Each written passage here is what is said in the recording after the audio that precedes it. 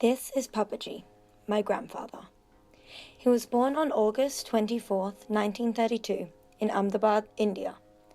Ahmedabad is located in the state of Gujarat on the west coast. He and his wife Aji migrated to Australia in 1959 for his work with the New India Insurance Company. They first lived in Melbourne before moving and settling in Sydney. When I was born, Papaji had just retired and my mum had gone back to work. As a result, Papaji spent a lot of time looking after me as I grew up.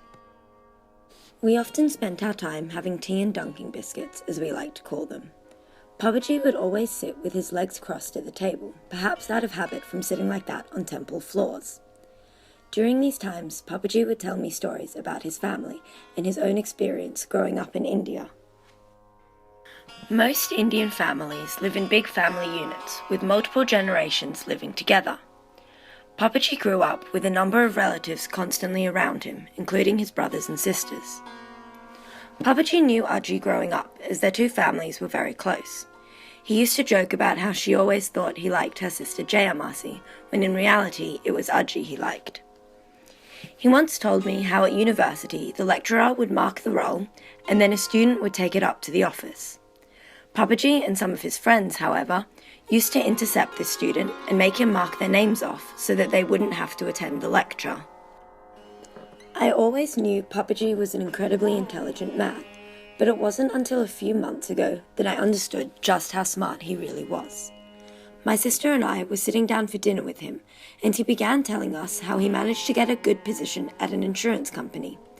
Hundreds of people applied for the position, but in the end, Papaji beat them all. It was that position that would eventually lead him to be able to migrate to Australia, where he and Aji raised my mum and uncle. Despite only being transferred to Australia for a 4-year contract, Aji and Papaji decided they wished to stay in Australia, not wanting to take their children away from their friends, but also not wanting to leave a country they now called home. Fast forward a number of years, and Papaji was blessed with 5 grandchildren, each of whom he loves equally. Every Christmas Eve would be spent at Aji and Papaji's, where my cousin Alicia, my sister Radhika, and myself would put on a Christmas show for the whole family. Whether or not Papaji truly enjoyed our extravagant dance numbers, we'll never really know, but to me, he seemed to love them.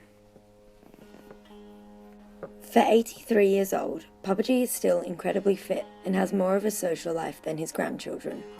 He has accomplished much in life, and there are certainly many more stories left for him to share.